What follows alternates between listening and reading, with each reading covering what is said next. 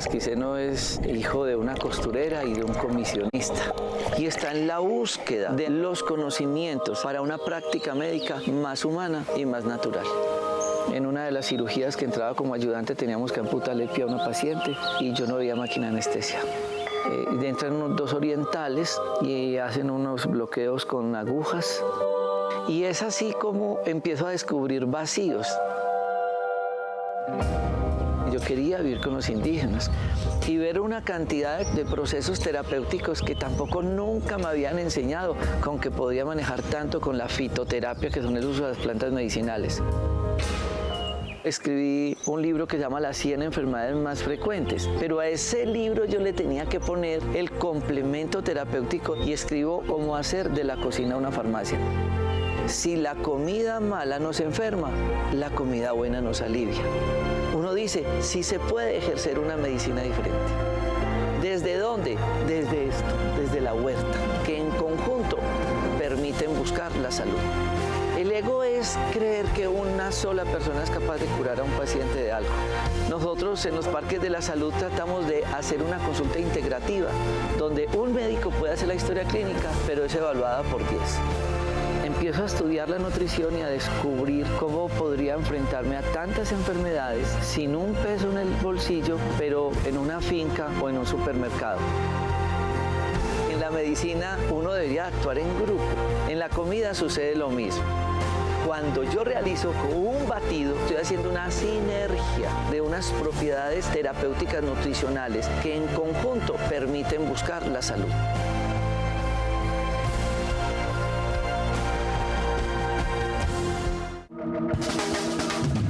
Discovery Home and Health presenta Tu cocina, tu medicina. ¿Sabías que la materia prima de muchos medicamentos puede encontrarse en la cocina de tu casa?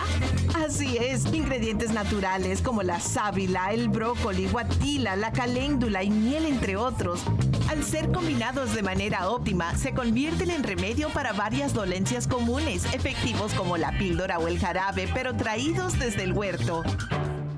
No es por nada que 400 años antes de Cristo, Hipócrates, considerado el padre de la medicina moderna, dijera: sea el alimento tu medicina y la medicina tu alimento. Acompáñanos en este maravilloso viaje alrededor de la medicina hecha en casa, descubriendo ingredientes, remedios, recetas y secretos para llevar una vida más saludable y natural. Presentado por Dr. Rojas y el Parque de la Salud. Nuestra salud es lo más importante y valioso que tenemos. Durante 20 años hemos llevado mensajes de educación y conciencia a diferentes hogares para que paso a paso logremos tener mejores estilos de vida. Los invitamos que todos los días le aporten un grano de arena a su salud, sintonicen Conexión Vital y acompáñenos en nuestras redes sociales buscando Dr. Rojas. Muchas gracias por estar nuevamente con nosotros en una nueva edición de Conexión Vital, un programa de prevención y educación en salud. Recuerden que llevamos 20 años haciendo este tipo de programas educativos y nuestro propósito nunca ha sido reemplazar una consulta médica, es hacer un acompañamiento a todos ustedes en las diferentes enfermedades, lo que tenemos en nuestro libro Las 100 enfermedades más frecuentes y cómo hacer de la cocina una farmacia, un libro que ustedes encuentran en Amazon y lo encuentran en todas las librerías del país. Queremos es que ustedes se familiaricen, conozcan, entiendan la importancia de la consulta médica, de los paraclínicos, de los exámenes y demás.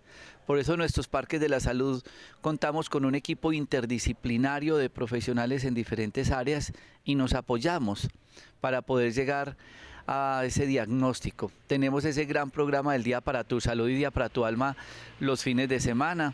Y el programa de 6 días de limpieza de colon, desintoxicación, recambio de flora intestinal, limpieza de hígado, algo maravilloso para la salud. Una de las profesionales que nos acompaña en nuestros parques de la salud y nos apoya en la consulta en Medellín es la doctora Dafna Rodríguez Valois. Y ella tiene una amplia experiencia hospitalaria. Y ustedes dirán, bueno, pero si es una médica de hospitales, ¿qué hace en este lindo parque de la salud donde estamos grabando hoy en Dos Quebradas? ¿Qué es lo que estamos buscando muchos médicos que hemos ejercido nuestra profesión en hospitales, en cuidados intensivos, en intermedios, en urgencias y demás? ¿Y por qué nos damos a la tarea de buscar nuevos proyectos terapéuticos antes de entrar en ese gran tema que vamos a hablar hoy, que es el síndrome de inflamación? La enfermedad silenciosa que se nos está creando y que finalmente termina con diferentes apellidos, llámese obesidad, diabetes y muchas más. Doctora Dafna, hablemos un poco de ese concepto, porque usted es hija de una de las pioneras de la medicina biológica en Colombia, que es la doctora Marta Valois, profesora de muchos de nosotros. Y usted se forma como médica ortodoxa, hace sus prácticas y su labor en hospitales, pero empieza a buscar todo este tipo de terapias. Sí, pues muchas gracias primero por estar acá. Hace días no nos veíamos, estoy muy contenta de volver a estar en esta labor educativa que me encanta.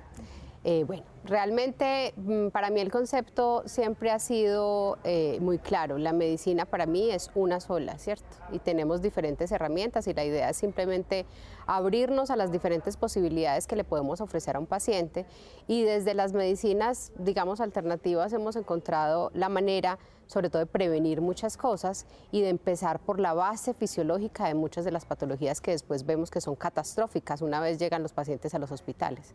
Entonces, mucho de lo que nosotros hacemos y del enfoque que yo empecé a buscar fue tratar de encontrar la manera de que nuestros pacientes no lleguen a esos puntos de necesitar una hospitalización, ¿cierto? Sin querer decir que esa fase, digamos, no es necesaria en muchas ocasiones. Entonces, la idea con este programa y la idea realmente con mucho de lo que hacemos desde la educación acerca de los hábitos de vida, de los hábitos nutricionales, de las cositas emocionales que hacemos en el Día para tu Alma, por ejemplo, todo eso va enfocado es a la prevención y a que no tengamos que llegar a esos límites de necesitar un mundo de medicamentos, necesitar hospitalizaciones continuas, de los pacientes crónicos que vienen con unas grandes cantidades de medicaciones que todas tienen unos efectos secundarios sabidos y conocidos, pero que a veces ya están en un punto en el que es imposible sacarlos de ese ciclo. Entonces, nuestra principal labor es que nuestros pacientes no tengan que llegar a ese punto y podamos intervenir las cosas que los están llevando a la enfermedad desde un momento temprano y sea una vida satisfactoria principalmente. Bueno, sin lugar a dudas, a usted le gusta la adrenalina del hospital. Sí.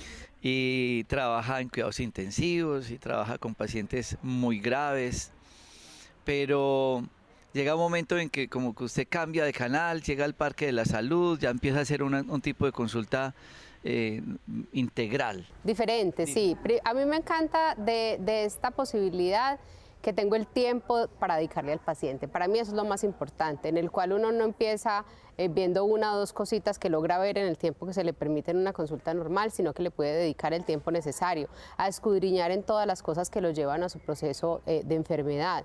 Siendo qué cosas, pues sus hábitos de alimentación, sus hábitos de vida, las situaciones emocionales, con quién vive, en qué trabaja, qué tan ajetreado es su día, qué tan rápido tiene que hacer las cosas, ¿cierto? Y qué cositas poco a poco a lo largo de los años lo han podido llevar a cualquier situación de enfermedad. Entonces, poderle dedicar ese tiempo al paciente, poder, digamos, tener un granito de arena en mejorar cada uno de los aspectos de la vida de ese paciente, realmente el impacto es gigantesco y los efectos por eso son tan benéficos. Uno ve una cosa muy bonita en el cambio que uno nota en los pacientes.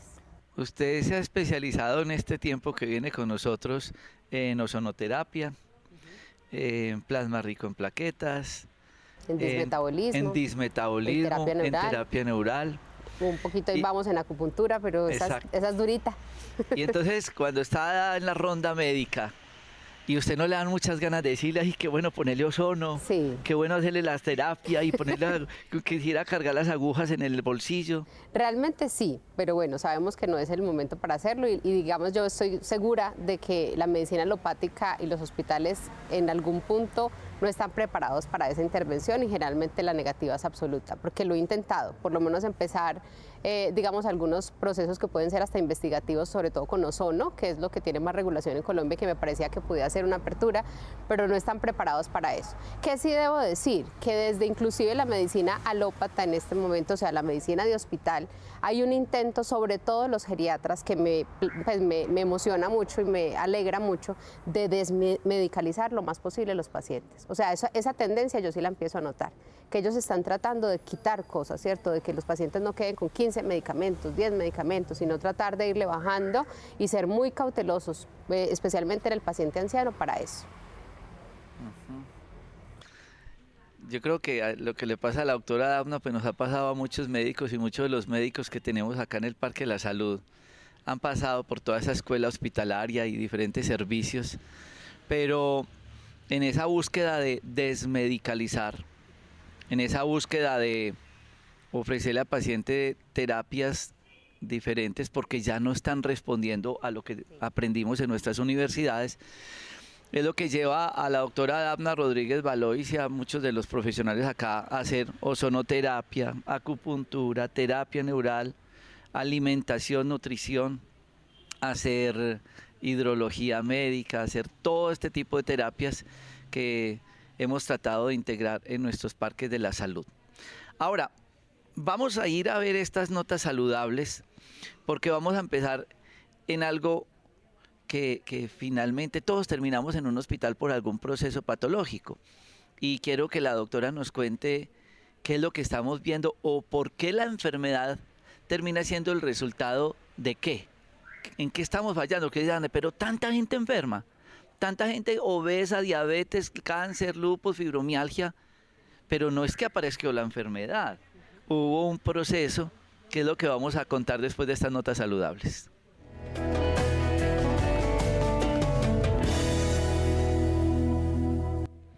Esta pregunta nunca ha de faltar en los pacientes y en uno. Es, ¿por qué uno va a un hospital y tanta gente enferma? Va a una casa y, ay, es que mi papá, mi abuelo, mi tía y tal. Porque aparece la enfermedad. A veces creemos que la genética es únicamente ojitos, nariz, cumbamba y labios y tal. Pero si yo la abro, la genética también es diabetes, lupus, hipertensión y todas las patologías. ¿De qué depende que afloren esas enfermedades? Principalmente de los hábitos de vida, o sea, realmente cosas genéticas, netamente genéticas, ligadas, por ejemplo, a la diabetes, es más la diabetes tipo 1, ¿cierto? Y hay diabetes tipo 2 que también tienen una liga genética, pero indiscutiblemente más es los hábitos. Entonces, cuando uno se pone a escudriñar, y los estudios lo han mostrado, la gente no realmente hereda genéticamente hablando muchas cosas. Heredas unos malos hábitos alimentarios, por ejemplo. Heredas una vida sedentaria, ¿cierto? Heredas un mundo de cosas que se aprenden en el hogar y que después nos juegan una mala pasada, ¿cierto? Entonces, por ejemplo, con respecto a la obesidad, si bien es cierto que nuestro metabolismo es heredado y nuestra capacidad, digamos, rápida de quemar ciertos elementos, hay gente que es flaca toda la vida, ¿cierto? Eso sí se hereda, el resto no. O sea, hay pacientes muy delgados, diabéticos, primera cosa, ¿cierto? Que es como una creencia general que para ser diabético o hipertenso hay que estar obeso, no necesariamente. Puedes tener un trastorno metabólico aunque estés delgado y puedes tener una cosa que se llama obesidad sarcopénica, que es que estás, digamos, fofito y como suelto, ¿cierto? Sin mucha masa muscular, teniendo un índice graso alto, aunque tu índice de masa corporal, o sea, tu peso no sea muy alto. Entonces, la primera cosa que hay que quitarle a la gente de la cabeza es que se tiene que aguantar que es gordito, que porque es que la mamá fue gorda y el papá fue gordo, entonces él tiene que ser gordo. No. Obviamente a esa persona le va a quedar un poco más difícil que a otras bajar de peso y encontrar su manera de estar en buenas condiciones, pero no es imposible. Entonces, eso a mí me parece pues que es una de las excusas más grandes que uno encuentra en la consulta, ¿cierto? Decir, el paciente le dice, no, es que mis papás ambos son gordos, o es que me dijeron que tengo hipotiroidismo, por eso no puedo bajar de peso nunca y voy a ser gordo toda la vida. Eso no es cierto. Entonces, los hábitos de vida se adquieren en la infancia y a nuestros niños los estamos alimentando a punta de juguitos Hit, de helado todas las tardes, de postre todos los días, de todas las harinas del mundo, ¿cierto? Ese tipo de cosas por la facilidad de la vida moderna. Y entonces, pues obviamente van a crecer para ser unos adultos mucho más enfermos. Entonces, en los pacientes de hace unos años uno encontraba que la diabetes, y en fin, se diagnosticaba más tarde, por un lado, por las cuestiones médicas y administrativas, porque la gente no iba tanto al médico, pero también era porque la alimentación era muy distinta. Entonces, por ejemplo, esa es una discusión eterna con los pacientes. Es que mi papá comió chicharrón hasta los 90 y se comía un platado de frijoles con arroz, 3 tajadas, en fin. Y a las 8 de la noche. Sí, pero es que el señor se caminaba a la finca entera, ¿cierto? De no sé cuántas cuadras todos los días, se levantaba a las 5 de la mañana a hacer un ejercicio cardiovascular grandísimo. Entonces no es lo mismo él que usted, que su único ejercicio es de la cama al carro, ¿cierto? O sea, realmente no es equiparable y por eso hay que empezar a tener en este momento mucho más cuidado con nuestra actividad física y con nuestra alimentación. Ahora, con respecto a lo que tú estabas hablando ahorita, que la enfermedad no aparece de la noche a la mañana, esa es otra eterna pelea con los pacientes. Cuando a un paciente le diagnostican diabetes o incluso prediabetes, la mal llamada prediabetes o intolerancia a los carbohidratos o resistencia a la insulina, ¿cierto? De ahí para atrás usted cuente 15 años de un proceso inflamatorio mínimo crónico que lleva a ese punto. Eso, ¿qué es eso de inflamación? Porque la gente dice, venga, inflamación es que me pegó un golpe y tengo un chichón. No, pero ¿se inflama el cuerpo? Sí. Inflamación es obesidad, por ejemplo. Inflamación es hipertensión. Inflamación es artritis. Inflamación es artrosis. Inflamación son muchas cosas. Los procesos inflamatorios son la base casi que de todas las patologías. ¿Y qué es inflamación? La producción de un mundo de elementos químicos y de un aumento de algunas células específicamente que no vamos a discutir pues acá porque es muy técnico, digamos, en respuesta a un daño endotelial. O sea, cualquier cosa que me esté dañando allá, algún pedacito de mi cuerpo, produce una respuesta del sistema inmunológico tratando de reparar ese daño. Y en ese tratar de reparar, pues se produce una cascada inflamatoria gigante que nos afecta de la cabeza a los pies. O sea, eso es un proceso generalizado. La obesidad es un proceso inflamatorio y las mujeres, sobre todo que nos hemos hecho algún día masajes y todo ese tipo de cosas, sabemos, por ejemplo, que un gordito y un masaje relajante duele horrible, porque libera un mundo de sustancias químicas llenas de toxinas y llenas de elementos que son inflamación como tal. Y entonces, cuando nosotros, por ejemplo, tenemos situaciones de estrés, de ansiedad, tenemos reactividad, tenemos mala combinación de alimentos, dormimos mal, nos exponemos a tantas luces artificiales, todo eso nos puede inflamar. Totalmente cierto. Y hay unas alteraciones principalmente del cortisol, ¿cierto? Que empiezan a hacer... ¿Qué es el cortisol? El cortisol es una de las hormonas que se produce en nuestro cuerpo que tiene mucho que ver. Primero tiene un ritmo, ¿cierto? O sea, tiene una hora en la cual se activa y tiene un cambio entre las 8 de la mañana y las 4 de la tarde, ¿cierto? Y tiene que ver con el ritmo circadiano, que es el ritmo que tenemos todos con respecto al sol, ¿cierto? A la luz del día. Entonces se supone que nosotros tenemos que tener un horario para acostarnos, se supone que tenemos que tener un horario para levantarnos, se supone que tenemos que tener un horario para comer, ¿cierto? O sea, muchas cosas están ligadas al cortisol y el cortisol es de las cosas que más se altera con los niveles de estrés, ¿cierto? Y con esos hábitos, digamos, inapropiados, ya sea por gusto o por trabajo, que a muchas personas les toca pues tener unos horarios muy difíciles y sobre todo con mucho cambio en el ritmo. Entonces esta semana el señor le toca trasnochar toda la semana porque está en turno, ¿cierto? Eso le altera el cortisol, le aumenta el peso, le va a tener unos cambios en el estado anímico, lo puede poner irritable, ¿cierto? O hay gente que la pones triste, más que bravita lo pones triste, o sea, empiezan a haber un mundo de cambios y todos esos cambios hormonales de nuestros neurotransmisores, de nuestras hormonas tiroideas, de nuestras hormonas inclusive sexuales, van teniendo un efecto importante sobre el metabolismo, ya sea hay gente que se enflaquece, hay gente que se aumenta de peso, pero en general en todos nos produce unas alteraciones grandes que hacen que nuestro sistema metabólico se altere de manera importante. Por eso las personas que tienen horarios, digamos, un poquito atravesados con respecto al trabajo, toca hacer eso que podemos hacer en las consultas del parque médico y es una estructura muy grande de cómo se maneja su día y poderle ayudar a que, dadas esas circunstancias que no podemos cambiar, cómo es la mejor manera para él alimentarse, en qué horario debe hacer el ejercicio, en qué horario se debe hidratar y cómo acomodar esos cambios que le tocan y que son inherentes pues a la vida moderna y que lo afecten lo menos posible, ¿cierto? En cuanto a la inflamación en general, es imposible no tener nada de inflamación. Todo el tiempo tenemos algo de inflamación. Lo que necesitamos es que no se perpetúe en el tiempo, ¿cierto? Que no se nos vuelva crónica. Eso iba a decir. Entonces puede existir una inflamación aguda y una inflamación crónica.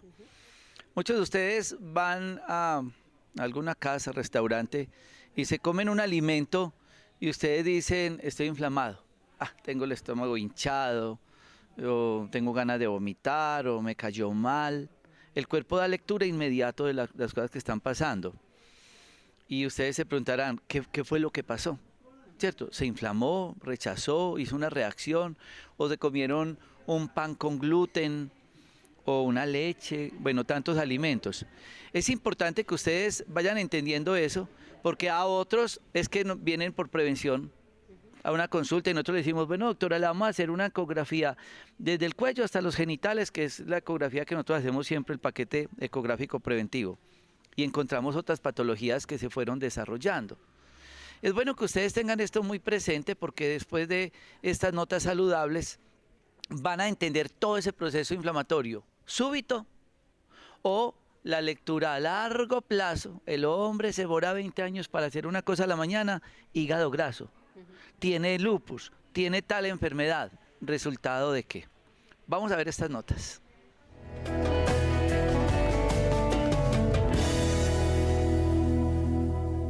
La pregunta que muchos se hacen, ¿qué pasó cuando fueron al restaurante, a la comida de alguien y se sintieron indispuestos? Ustedes dirán, ¿me inflamé? ¿O qué pasó cuando les entregan un resultado de una ecografía o de un examen y les dicen hígado graso o tienen un proceso de masa o de quistes o de tumores en algún órgano? Bueno, entonces la inflamación aguda puede ser, digamos, sobre todo la gastrointestinal, que es de la que estás hablando, pues puede ser unos síntomas muy floridos que la gente describe claramente e identifica con mucha facilidad qué fue lo que lo provocó. Me comí, no sé, una mazamorra y entonces me dio dolor de estómago, se me infló el estómago, me llené de gases, un dolor horrible. Hay gente que le da náuseas, hay gente que lo manda para el baño pues y le da diarrea de manera inmediata. Y generalmente eso es un mecanismo defensivo de nuestro organismo tratando de sacar aquello que nos hace daño, ¿cierto? Entonces las personas que tienen unas dietas, digamos, estrictas y tratan de cuidarse, les puede pasar eso con cierta facilidad, porque ya su cuerpo está completamente desacostumbrado a ese tipo de elementos que le hacen daño, ¿cierto? Y entonces apenas los encuentra en su sistema, pues los rechaza y trata de sacarlos inmediatamente. Por eso es la sensación de diarrea o de náuseas y de vómito incluso, ¿cierto? Esa inflamación suele pasar rápidamente y uno puede, digamos, tomar cositas y elementos, inclusive cositas muy fáciles, naturales, de las bebitas de nuestras abuelas, que todas las conocemos, que nos hacen pasar ese proceso inflamatorio rápidamente. Eso sí, todas las veces se va a volver a presentar. Muchas veces con los pacientes en consulta tenemos esa dificultad. Hay pacientes que vienen a terapia de colon o vienen pues, a consulta simplemente, teniendo la idea de que los vamos a curar, ¿cierto?, para que puedan comer de todo. Entonces eso es como decir que necesito que me ayuden a poderme tomar un venenito, ¿cierto? Eso no tiene sentido alguno. Entonces la idea quiero es bajar de peso tomando gaseosa y hamburguesa. Entonces la idea es que la gente entienda que hay elementos de la naturaleza que no están hechos para nosotros, que nosotros somos seres humanos y tenemos un metabolismo para seres humanos y que nuestra comida debe estar enfocada a esa capacidad metabólica que tenemos. Una vez hablamos de enfermedades crónicas, por ejemplo el hígado graso, que se ha vuelto supremamente frecuente en nuestros pacientes. Nada menos esta última consulta en Medellín me encontré 2 pacientes con hígado graso de moderado a severo, que es casi una precirrosis, digámoslo así para que la gente lo entienda. Pues ya digamos la cosa es bien difícil de manejar. Entonces el hígado graso es una patología de alteraciones y de daño del parénquima hepático como tal. Parénquima es lo del hígado que trabaja, las zonas del hígado que realmente trabajan y las células que son las que funcionan sacando la basurita de nuestro cuerpo, que se van dañando y van quedando como unas zonas cicatrizales y esas zonas se llenan de grasa.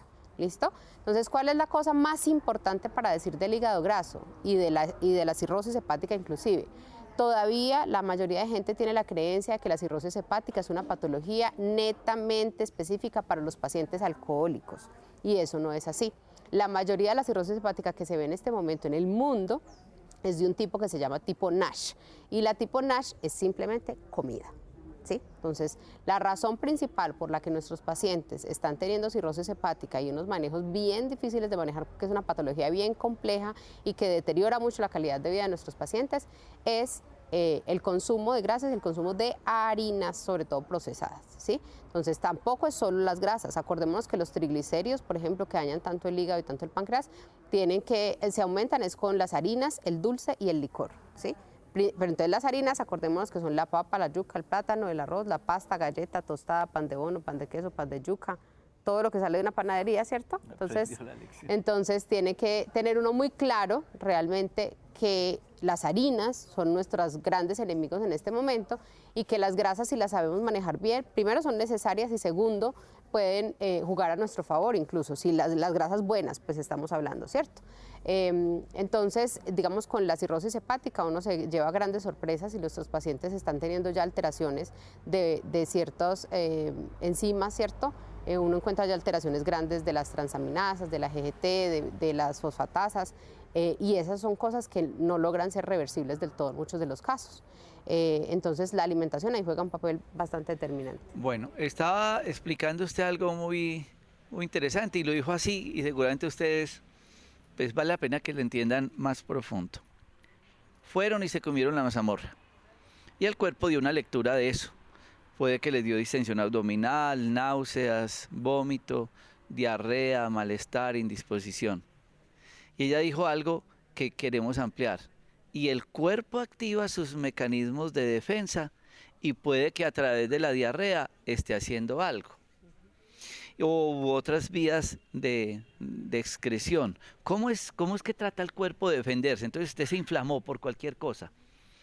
Vuelvo y repito, inflamar no es que yo le di una patada y a ella le quedó un chichón acá y ya. Sí, eso es una inflamación, esto es muy puntual. Estamos hablando de una inflamación que yo no puedo ver así. Por dentro yo la puedo ver a cualquiera de ustedes y usted puede tener inflamado el cerebro, puede tener inflamado el pulmón, puede tener inflamado el hígado, el intestino, las articulaciones y alguna manifestación clínica tendrán. ¿Cómo hace el cuerpo sabiamente para defenderse de todos esos procesos inflamatorios? No, pero mecanismos de primera defensa. cosa, recordarle a los pacientes que todo lo que en medicina dice itis es inflamación. O sea, que una gastritis es una inflamación, una hepatitis es una inflamación, una colitis es una inflamación, artritis, todos esos son procesos inflamatorios. Mire que la palabra ahí lo dice. Entonces, los mecanismos, primero, nosotros en nuestras vellosidades intestinales, por ejemplo, tenemos unos elementos que reconocen lo que está ahí, ¿cierto? Y empiezan a absorber lo que entra, digamos, a ese intestino, tratando de sacar unos nutrientes que vamos a necesitar. Si entre lo que él encuentra ahí hay elementos que él ya tiene identificados desde nuestras células de defensa que no le caen bien, ¿cierto? Porque nuestras células están diseñadas para eso, para identificar lo maluco, ¿cierto? Por eso cuando uno le trae un virus, ¡pum!, llegan todos también allá a hacer, digamos, su tarea. Es exactamente igual con las toxinas, ¿cierto? No necesariamente tienen que ser organismos vivos, pueden ser cosas que son tóxicas de cierta manera, ¿cierto? Y toxinas y tóxico no quiere decir que sea un veneno, sino cosas que no nos caen bien, ¿cierto? Entonces ella, esa primera celulita que la identifica, manda una señal química a otras células y esas a su vez como contando un chisme, ¿cierto? Esta, y y entonces se activa un grupo grandísimo, mandan unas señales cerebrales que hacen que él mande unos elementos químicos y otros tipos de células para tener una respuesta de rechazar eso que nos está llegando. Entonces hay varias formas, hay unas células que cogen esa toxina y la guardan, hay otras que simplemente tratan de sacarla de ahí, hay otras que la llevan al hígado y la tratan de sacar por ahí, o sea, hay diferentes mecanismos. Y generalmente la respuesta es rápida e inmediata, por eso uno se come la cosita y casi que rápidamente le da la maluquera, la diarrea, en fin. Hay otras toxinas que no se identifican tan fácilmente o que son más fuertes ellas mismas, ¿cierto? Y no ve uno la respuesta de manera tan inmediata. Otra cosa importante ahí, no tiene que ser una respuesta gastrointestinal. Hay muchos pacientes, por ejemplo, que se toman la leche y les da rinitis, ¿cierto? Entonces las respuestas son a muchos niveles y no siempre se logran identificar. ¿La fiebre es otra respuesta? Sí, claro. Es una forma de bajar la cantidad de patógenos que haya en el organismo, tratando de matarlos con un aumento de la temperatura. ¿Y la alergia? También. Digamos aquí en la piel se brotó, que a veces uno se come un alimento y se brota todo. Exactamente igual, es una respuesta de pronto equivocada y errónea, pero es una respuesta de defensa siempre. El vómito, la diarrea, el flujo vaginal. También. Es decir, que el cuerpo, a través de lo que creemos que es una enfermedad, realmente lo que está haciendo es un síntoma, está liberando, botando, excretando. Y el gran error es que muchas veces ustedes se van para la droguería, un antidiarreico. La tos es otro mecanismo de defensa. Sí, total. Entonces se toman un antitusivo, un antipirético, un antialérgico y el bregando a botar y ustedes bregando a devolver. Y ahí es donde se complica el proceso de la enfermedad. Veamos estas notas saludables.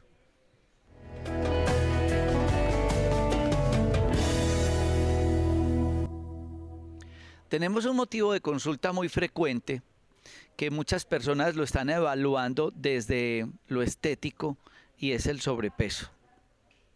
Pero detrás del sobrepeso nos enfrentamos a un problema mucho más grande, ir más allá del espejo y del metro y de la pesa. ¿Y qué es eso? Es evaluar el paciente desde los exámenes de laboratorio. Ay, resulta que es que usted está con un problema de sobrepeso y le encontré que tenía el azúcar alta. Y entonces usted en la consulta dice, doctor, ¿qué será que yo orino tanto? Y me da una sed y además me da muchas ganas de comer. Entonces uno ya empieza a sospechar. ¿El problema es obesidad? ¿Está inflamada? Sí, pero ¿Esa obesidad le pegó a qué? Ah, le encontré que estaba usted con el azúcar alta, diagnóstico diabetes. ¿Cómo es ese proceso entonces? Obesidad, inflamación, diabetes. Bueno, primero que nada hay que recordar el proceso inicial de cómo nosotros manejamos el azúcar normalmente, sin estar enfermos, ¿cierto? Entonces todos los pacienticos tenemos azúcar en la sangre, como dicen las señoras. Los valores normales son entre 70 y 100, con algunas pequeñas variaciones con respecto al laboratorio, ¿cierto? Cuando yo como, ese azúcar inicialmente se aumenta. Es lo normal, ¿cierto? Saqué carbohidratos y saqué azúcares de mi comidita para llevar a mis células, que el azúcar es necesaria de cierta manera, solo que hay que mirar cuál azúcar, ¿cierto? Para que realmente sea nutritivo para mis células y les dé energía. Cuando eso sube, la insulina, que es una hormona producida por el páncreas, llega a guardar esos excesos y poderlos llevar a que la célula los pueda utilizar. O sea, ese azúcar en el torrente sanguíneo ahí nadando no me sirve para absolutamente nada. Yo tengo que poderla llevar a la célula y que esa célula la pueda utilizar para su proceso energético. Entonces, una vez, ese es un proceso que dura 2 horas, más o menos, 2 a 3 horas. Entonces la insulina empieza a guardar, a guardar, a guardar, a guardar. Por eso a la gente que le han hecho una curva de glicemia, que es esa que lo ponen a tomarse una cosa dulce o lo mandan a desayunar, saben que está un valor, a la primera hora ese azúcar aumenta, normal, y a la segunda hora ese azúcar disminuye. Entonces, primer proceso en pacientes jóvenes. A la segunda hora le toman el azúcar y le dijeron, usted está haciendo hipoglicemia, o sea, se le bajó más de la cuenta, ¿cierto? Entonces la gente dice, no, entonces tengo que comer dulce, porque ese es el problema, ¿cierto? Resulta que no, resulta que si tú estás haciendo hipoglicemia es porque eres un diabético en potencia. Yo sé que eso suena un poquito contradictorio y es un poquito difícil de entender. ¿Cuál es el proceso ahí? Que hay tanta azúcar en el torrente sanguíneo que tú que tienes, no sé, 25 o 30 años, tu proceso de defensa del organismo y la respuesta de la insulina es tan buena que ella manda un exceso de insulina para guardar el exceso de azúcar, porque tenés 25 o 30 años, ¿cierto? O sea, tú todavía tienes una muy buena capacidad de defensa. Cuando ese mecanismo empieza a fallar, ya cuando estamos con un poquito más de añitos, entonces ya la insulina, por más que trate de guardar y guardar y guardar ese exceso de azúcar que tú te estás comiendo, que lo guardan los gorditos, que te estás aumentando un poquito de peso, ella ya no alcanza. Y por más que ella trabaje, la mugrecita, que en este caso es el azúcar, se empieza a notar. Entonces yo te tomo un examen y te dicen, tú estás haciendo una prediabetes. Y entonces la gente dice, me va a cuidar un poquito del azúcar. No, resulta que eso ya pasaron 5, 6 años, 7 años de ese proceso. Entonces es como cuando yo barro solamente por donde pasa la suegra, ¿cierto? Se me va acumulando el mugre bajo la cama, debajo de los tapetes y en algún momento se va a notar demasiado, ¿cierto? Entonces ahí no es un momento para uno decir, ve, voy a bajarle a las gaseosas. No, es quitar el azúcar de manera radical. Y no es únicamente el azúcar, porque es que la gente, como pasó con el colesterol, no vuelvo a comer grasa, y al que se le dio el azúcar, no vuelvo a comer azúcar. Pero entonces caemos en el tema de muchos vegetarianos. De las harinas. Sí. Harino vegetariano, entonces papa, yuca, arroz, la harina se convierte entonces en azúcar. También, sí. Y además azúcar, es recordar que no estamos hablando solamente de gaseosas. Por ejemplo, en nuestro país, por el consumo de aguapanela tenemos un problema muy grande, ¿cierto? Porque la gente no mete la aguapanela, no, es que la aguapanela es una cosa natural sacada de la caña y eso es redulce, pues. O sea, realmente también hay que tenerlo ahí muy en cuenta y que entonces la gente dice, es que yo solamente le echo aguapanelita al tinto. Pero señora, ¿pero cuántos tintos se toma? 10, pues. ¿Cierto? Son 10 dulces al día. Es exactamente igual que tomarse una botella de gaseosa. Y cada que se lo toma, entonces, insulina. Insulina. ¿Cuál es el problema con esa insulina? Que en algún momento nuestro cuerpo, nuestras celulitas, las que guardan, ¿cierto? Las que van guardando ese exceso y que le reciben a la insulina a la basura, hacen una cosa que se llama resistencia a la insulina. ¿Qué es eso? Decirle, hey, no aguanto más, o sea, estoy súper llena. Entonces, se empiezan a crear otras células de esas, pero en ese proceso que es demorado, la insulina muy juiciosamente en el paciente joven especialmente empieza a buscar dónde guardar esos excesos de manera rápida. Como te digo, eso es en 2 horas. Entonces, hay sitios, por ejemplo, como la hemoglobina. Entonces, los que son diabéticos o tienen familiares diabéticos, me imagino que han escuchado un examen que se llama hemoglobina glicosilada. La hemoglobina glicosilada es el porcentaje de hemoglobina que está ocupado por azúcar. En la sangre. La hemoglobina es la rojita, la que nos da la capacidad de llevar oxígeno y sacar dióxido de carbono, ¿cierto? Los glóbulos rojos. Y ella tiene una forma, un tamaño y una capacidad de llevar 4 moléculas, ¿cierto? Cuando ella se crece llena de azúcares, esa capacidad se pierde, ¿sí? Y pierde la capacidad de llegar a los vasitos más chiquitos. Por eso es que el paciente diabético empieza a hacer un hipóxico tisular. ¿Qué es eso? Que en los últimos pedacitos, allá lo más chirriquitico de nuestro sistema circulatorio, donde se hace el intercambio entre oxígeno y dióxido de carbono, o sea, donde nuestra célula respira, ese proceso se pierde y empiezan esos pedacitos a morirse. Por eso ahorita la enfermedad de Alzheimer también se le habla de la diabetes tipo 3, ¿cierto? Por eso el paciente diabético termina con retinopatía diabética, por eso termina con daño renal y terminan en diálisis, por eso una heridita en un piecito por allá al final se le complica y terminan en amputaciones, ¿sí? Es decir, que termina siendo la diabetes una enfermedad circulatoria. Sí. De cierta manera, sí. ¿Y qué es el tema que el diabético, por ejemplo, dice, es que no tolero el dolor y el diagnóstico es que neuropatía? Exactamente igual, se van dañando los nerviecitos por el mismo proceso de hipoxia tisular. No les llega comidita ni oxígeno a los nervios. Y entonces empiezan a alterar la sensibilidad. El nerviecito es lo que nos da la capacidad de sentir dolor, calor, frío, en fin. Él empieza loquito porque no sabe qué es lo que está sintiendo, ¿cierto? Por esa hipoxia. Entonces él no sabe cómo interpretar y cualquier estímulo, así sea el paso de la tela, se siente como dolor. ¿Y cada que come azúcar se empeora? Sí, claro que sí.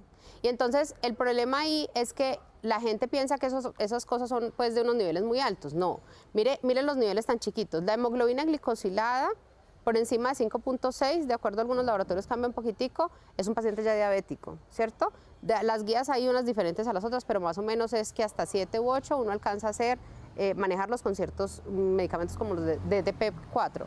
Y por encima de 9 se supone que yo le tengo que poner insulina. 9%. Entonces mire que no podemos decir que es que para 15, 18%, no. Con el 9% de hemoglobina glicosilada en nuestro cuerpo, ya ese paciente requiere manejo con insulina.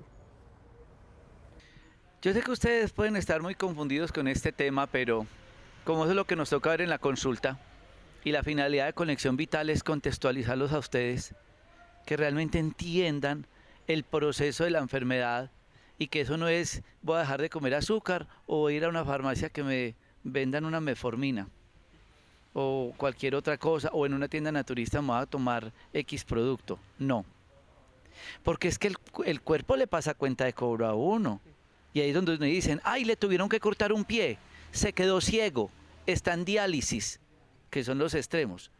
Como sé que este tema les ha causado muchísima preocupación, veamos estas notas saludables porque esta última fracción les vamos a decir qué pueden hacer, cómo prevenir, porque no podemos seguir aumentando estas estadísticas. Estamos invadidos de personas con hígado graso, con sobrepeso, con problemas de obesidad, con problemas inflamatorios sistémicos, pero desde la casa, con algunas recomendaciones que nos va a dejar la doctora Dafna Rodríguez Valois, yo sé que ustedes pueden empezar a dar un paso grande en el cambio de sus vidas. Veamos estas notas.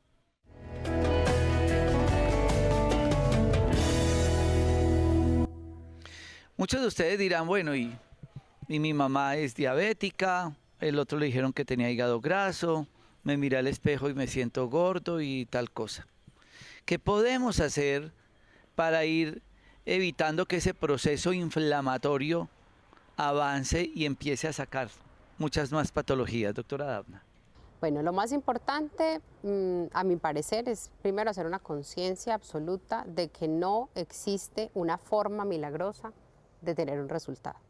¿Qué quiere decir eso? Que para nosotros como médicos lograr un buen resultado requerimos del absoluto y total compromiso del paciente, ¿sí? No existen fórmulas mágicas, no existen cosas en las que yo le diga, yo le doy estas 3 pasticas, usted puede comer lo que quiera, hacer lo que quiera y su vida va a seguir normal. Se requiere de un sacrificio y de un cambio en los hábitos de vida. Hábito es duro de cambiar, o sea, requiere que la gente esté completamente comprometida, por eso se llama hábito, porque ya se me volvió que yo ni pienso en ello, ¿cierto? Entonces, en ese sentido hay que empezar por concientizarse del problema, de que en la medida en la que yo haga esos cambios de los que ya vamos a hablar, voy a encontrar un resultado y que ese resultado no va a ser inmediato, porque esa es la otra cosa, que mucha gente quiere que el resultado sea para mañana, que yo en una semana note el cambio y a veces no se logra lastimosamente, sobre todo en nuestros pacientes que ya alcanzan ciertas edades, ¿cierto? Entonces, lo primero es hacer una conciencia, hacer claridad de que yo soy responsable de mi cuerpo, soy responsable de mis malos hábitos hasta este momento y que yo también te puedo ser responsable del cambio, ¿cierto? Primera cosa importante, los cambios en la alimentación. A mi parecer, una de las dietas que inicialmente suena un poco difícil, pero que realmente es muy realizable, es la dieta cetogénica, que es en la cual uno quita dulces y harinas y lo reemplaza por dulces de los buenos en fruticas solamente en ciertos horarios del día, buena proteína y todas las verduras y todas las leguminosas que se quiera comer. En ese sentido, la gente puede aprender, ¿cierto? Aprender a tener un plato balanceado, grande, rico, de buen sabor, que la comida siga siendo algo placentero, pero sin tener el problemita de las harinas y los dulces allí, ¿cierto? Sobre todo de las harinas. Entonces, si uno logra encontrar ese punto de equilibrio en el cual uno la comida la siga encontrando placentera, encuentre una manera de cocinar que sea rico, sabroso, que lo disfrutes, ¿cierto? En esa misma medida tú puedes hacer esto un proceso mucho más fácil. ¿Sí? En los programas lo hemos dicho mucho, en Facebook encuentran varias recetas, inclusive de dips para hacer para las ensaladas, de formas de preparar las comidas, que tengan un muy buen sabor, que se puedan disfrutar y que realmente sean saludables. Esa es la primera cosa. Saber que las dietas, a mí personalmente, yo casi nunca mando una dieta como mandan la mayoría de los nutricionistas que dicen, entonces te comes tanto de tanto, porque eso se vuelve tedioso, la gente lo cumple un tiempo determinado y la idea es que esto sea una cosa para el resto de la vida, una cosa que puedas aplicar para ti, para toda tu familia, que se pueda compartir, ¿cierto? Entonces la dieta cetogénica para mí es la mejor opción. Ya hay otras cosas pues más exageraditas para gente que tiene más compromiso o que ya está acostumbrada a cierto ritmo de hábito alimentario que le permite ser un poco más estricto, como las dietas paleolíticas, ¿cierto? Las dietas veganas, hay otras opciones, pero eso no lo recomiendo yo para el paciente general porque sé que es casi imposible de lograrlo y la gente se va a sentir frustrada, ¿cierto? La otra cosa es que empecemos a desmitificar que por dolor, por artrosis, por ese tipo de cosas, la gente no puede hacer ejercicio. Yes. Porque hay que moverse, ¿cierto? Hay que mirar cómo. El ejercicio no es el mismo para todo el mundo. Un muchacho pues de 20 años, cero problemas, solamente digamos pesadito, puede hacer un ejercicio muy distinto al que puede hacer, no sé, la mamá de alguien que tiene 70 años, está llena de artrosis, no sé, le hicieron un reemplazo de cadera el año pasado. Pero ella se tiene que mover.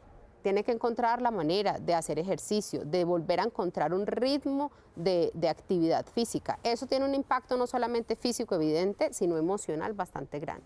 O sea, el ejercicio, acordémonos que aumenta las endorfinas y que nos ayuda a estar en mejores condiciones emocionales y se nos vuelve entonces un círculo, ¿cierto? Entre yo más ejercicio hago, me siento más contenta, más animada, veo que soy capaz y entonces puedo hacer cada vez más ejercicio, ¿cierto?